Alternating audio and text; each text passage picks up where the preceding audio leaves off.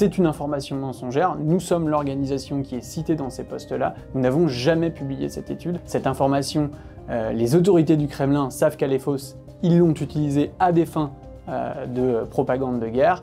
Les plateformes savent que cette information est fausse, et pour autant, rien n'a été fait, aucun des posts n'a pour l'instant été retiré.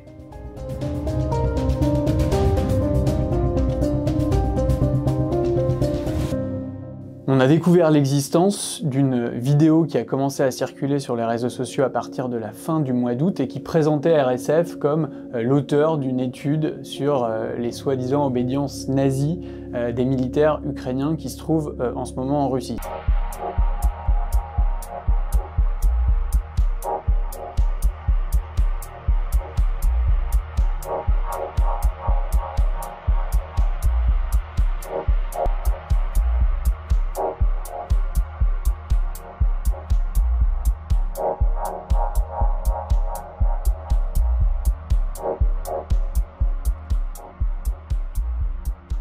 Cette vidéo est évidemment fausse, c'est une fake news, on s'est intéressé à qui il y avait derrière, et ce qui est intéressant, c'est que c'est une vidéo et un message qui a ensuite été repris officiellement par le Kremlin, par la porte-parole du ministère des Affaires étrangères russe, par 2 ambassades russes dans 2 pays étrangers, information qui a ensuite été reprise par des blogueurs très influents. C'est le cas par exemple de Ruslan Ostashko, qui est aussi un présentateur de Channel One, c'est un peu la première chaîne de propagande en Russie, qui va faire un post sur Telegram qui sera vu 100 000 fois, et c'est aussi quelqu'un qui est connu pour défendre Vladimir Poutine bec et ongle. Il a même fait partie de son équipe de soutien pour sa réélection en début d'année.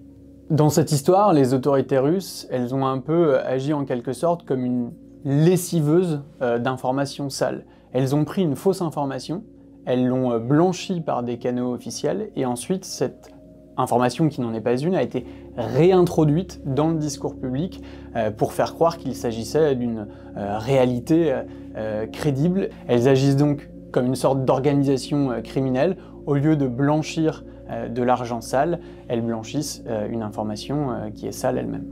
La stratégie de désinformation de la Russie, elle peut se résumer à travers une citation qui est souvent attribuée à l'écrivain américain Mark Twain et qui dit que le mensonge peut faire le tour du monde le temps que la vérité mette ses chaussures. Il nous a fallu plus de 2 semaines pour enquêter et révéler les dessous de cette opération de désinformation, et malheureusement, cette vidéo avait déjà été vue 400 000 fois. Grâce à Bloom, qui est une société française qui documente et analyse les opérations d'influence et de désinformation, on a pu remonter jusqu'au primo-diffuseur, la première personne à avoir diffusé cette fausse vidéo sur les réseaux sociaux. C'était sur X, le 24 août, à 13 h. Le compte s'appelle Patricia. La photo de profil vient d'un site russe qui permet d'avoir accès à des photos de femmes blondes pour les utiliser comme avatar.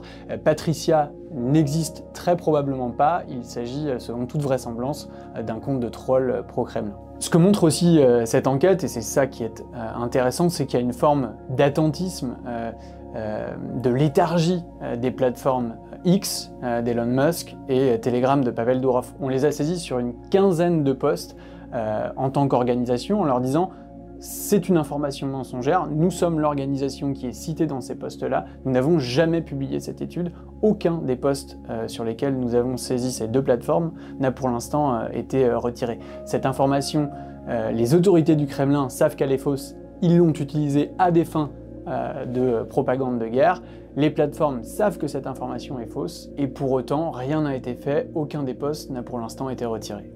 Ce que nous dénonçons, ce sont des méthodes de criminels dans le champ de l'information, opérées par la Russie, et dont les plateformes, en quelque sorte, se rendent complices, puisqu'elles n'opèrent pas une modération efficace, y compris quand elles sont saisies par les organisations comme la nôtre qui ont été diffamées.